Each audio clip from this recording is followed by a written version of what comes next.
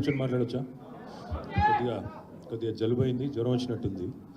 నా మిత్రులందరికీ నమస్కారం. పెద్దలు చేవెళ్ళ శాసనసభ్యులు సోదరులు అన్న కాళే యాదయ్య గారు, గౌరవనీయులైన మన భారత రాష్ట్ర సమితి కార్మిక విభాగం అధ్యక్షులు సోదరులు రాంబాబు యాదవ్ గారు, గౌరవనీయులు పెద్దలు ఈ విభాగానికి ఇన్ఛార్జ్గా ఉన్న సోదరులు రూప్ సింగ్ గారు, సోదరులు నారాయణ గారు, అదేవిధంగా సోదరులు మారయ్య గారు, దానకర్ణాచారి గారు, ఇంకా వేదిక పైన నేను ఎవరెవరి పేర్లు అయితే చెప్పలేదు, మా రాహుల్ చంద్రశేఖర్ రెడ్డి గారు, మా రాజ్యసభ మాజీ సభ్యులు, పెద్దలు, party general secretary, head quarters, అదేవిధంగా గౌరవనీయులు పెద్దలు గత 24 సంవత్సరాలుగా పార్టీని రాష్ట్ర కార్యాలయంలో అందరికీ అందుబాటులో ఉంటూ ఎల్లవేళలా మా అందరికీ పెద్ద దిక్కుగా ఉన్న మాజీ శాసన మండలి సభ్యులు అన్న ప్రొఫెసర్ శ్రీనివాస్ రెడ్డి గారు, వేదిక పైన ఉన్న మా కార్మిక సోదరులకి,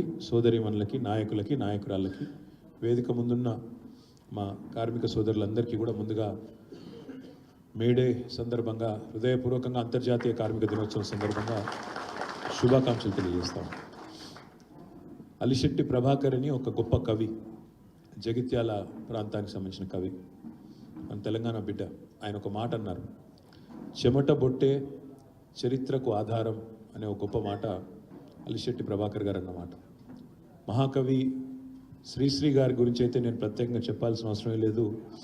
శ్రామికులే చరిత్ర నిర్మాతలు, కార్మికులే సంపద సృష్టికర్తలు, శ్రమైక్య జీవన సౌందర్యానికి సమానమైనది ఏదీ లేదు అంటూ శ్రీశ్రీ గారు ఆనాడు మాట్లాడిన మాట ఈ కార్మిక దినోత్సవం సందర్భంగా నేను మీ అందరూ కూడా గుర్తు చేస్తూ ఉన్నాను. మా రాంబాబు అన్న, అదేవిధంగా ఇతర సోదరులు మాట్లాడిన తర్వాత నాకు అనిపించింది ఏమంటే, ఉద్యమంలో ఆనాడు తెలంగాణ రాష్ట్రం కోసం జరిగిన ఉద్యమంలో మీరు నిర్వహించిన పాత్ర, కార్మిక వర్గం నిర్వహించిన పాత్ర నిజంగా కూడా విద్యార్థులు, అడ్వకేట్లు, అదేవిధంగా ఉద్యోగులు, వారికి ధీటుగా కార్మిక వర్గం కూడా ఆనాడు మొత్తంగా తెలంగాణ ఉద్యమంలో పాల్గొన్న విషయాన్ని కూడా నేను గుర్తు చేస్తూ ఉన్నా.